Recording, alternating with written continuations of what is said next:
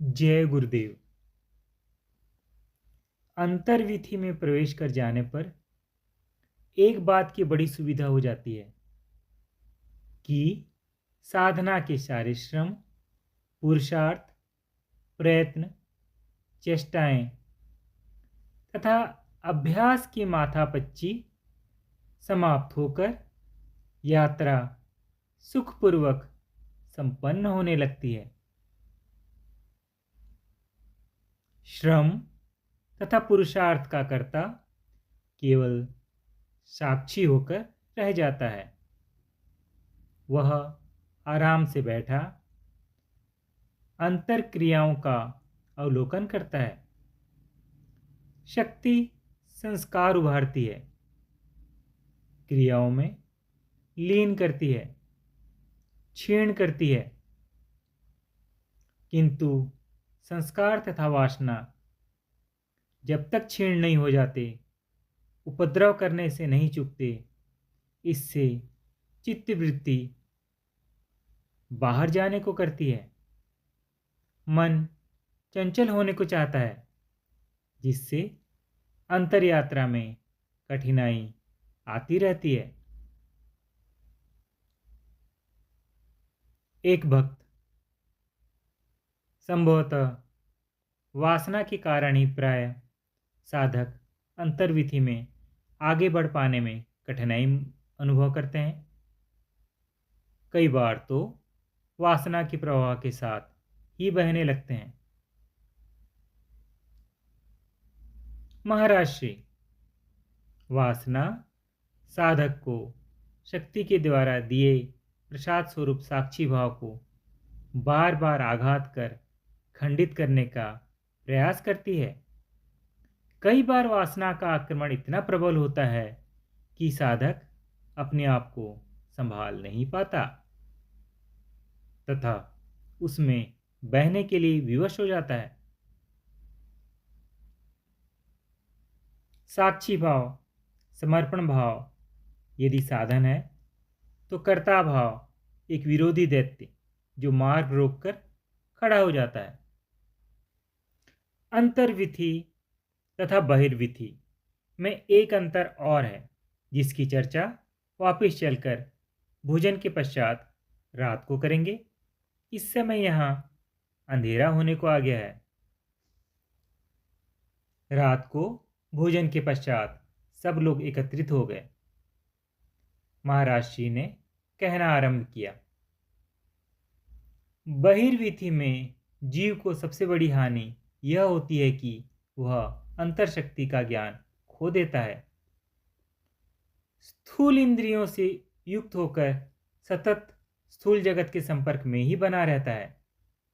धीरे धीरे उसमें कर्ता भाव प्रबलता धारण करता जाता है। यद्यपि उसका मन तथा इंद्रियां अंतर शक्ति के संयोग से ही कार्यशील होती है, किंतु इनसे अंतर शक्ति की पृथकता वह अनुभव नहीं कर पाता। अंतर शक्ति इंद्रियों के साथ एक हो जाने तथा जगत में ही कार्यरत रहने से ईश्वरीय शक्ति होते हुए भी जगत का अंग मान ली गई है। जीव की भ्रांति अंतर शक्ति के अंतर्विधि में प्रवेश हो जाने पर निवृत्त होने लगती है। उसके सामने क्रिया रूप में ऐसी शक्ति प्रकट होती है जो अलौकिक है, सर्व स्वतंत्र है, सर्व ज्ञानमयी है। संस्कारों के आधार पर कार्यशील होकर भी संस्कारों के प्रभाव से अछूती है, जो सब कुछ करती हुई भी अकर्ता है, जिसका कोई संस्कार सह नहीं, जिसको किसी कर्म का फल भोगने की व्यवस्था नहीं, जिसका कोई प्रारब्ध नहीं, जो सच्चित आनंद स्वरूप है, जिसे कोई बंधन नहीं, जो जगत के कण कण तथा शरीर के रोम रोम में रहते हुए भी इनसे अप्रभावित है, न्यारी है। यह शक्ति अपशुत्व धारण कर पशुत्व का नाश करती है। यह मातृका शक्ति के रूप में सभी वर्णों या ध्वनियों के उदय का कारण है। वह शक्ति काल की भी काल है। सब देवता उसी शक्ति के संयोग से ही देवत्व धारण करते हैं। वह इच्छा शक्ति के रूप में जीवों में संकल्प उदय करती है। वही ज्ञानेंद्रियों के माध्यम से चित्त में ज्ञान अंकित करती है। वही कर्मेंद्रियों के माध्यम से सभी कर्मों की करता है। वही जीव में दृष्टा है। उसी के संयोग से जीव भोक्ता बनता है। बहिर्विधि की प्रत्येक वस्तु, पदार्थ अथवा दृश्य व्यय है, कुछ समय के पश्चात विलीन हो जाता है। काल सबको खा जाता है। यदि व्यक्त अवस्था में कुछ रहना भी है तो अपना प्रभाव खो देता है, अपना रूप तथा गुण धर्म बदल लेता है। किंतु अंतर्विधि में कार्यशील शक्ति अव्यय है। धूप वर्षा सर्दी गर्मी का इस पर कोई प्रभाव नहीं। संसार में तूफान आए, युद्ध लड़े जाएं अथवा वेद ध्वनियां गूंजें, यह सदैव एक समान बनी रहती है। इसे न कोई चुरा सकता है, न ही खर्च किया जा सकता है।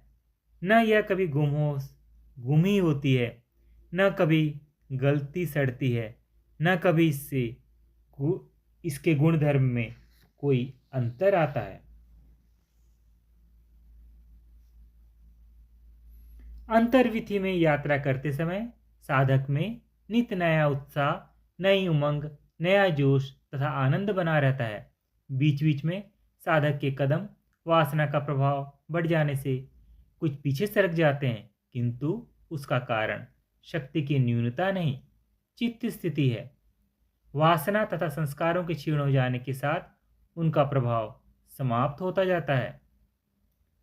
एक भक्त यदि अंतर्विधि इतनी पवित्र, निर्मल तथा चैतन्य है, इतनी सुप्रद है, पापनाशक है, तो ऐसा श्रेयस्कर तथा मंगलकारक मार्ग छोड़कर जीव क्यों बहिर्विधि में भटकते हुए एवं दुख भोगते हैं? महाराज श्री, जीव किसी विधि में नहीं, भ्रम विधि में भटकता है। यदि कभी सत्संग या शास्त्रीय अध्ययन से इसका भ्रम कुछ तनु होने की ओर अग्रसर होता भी है, तो वासना फिर से जीव को भ्रम विधि में धकेल देती है। अनित्यता में नित्यता का भ्रम, अनात्म में आत्म का भ्रम, दुख में सुख का भ्रम, अपवित्रता में पवित्रता का भ्रम, कुरूपता में सुरूपता का भ्रम, जड़ता में चैतन्यता का भ्रम, कितने भ्रम जीव पाल लेता है। भ्रम रूप होकर रह जाता है। कभी भ्रम में कमी आ जाती है तो थोड़ा अंतर की ओर सरक जाता है।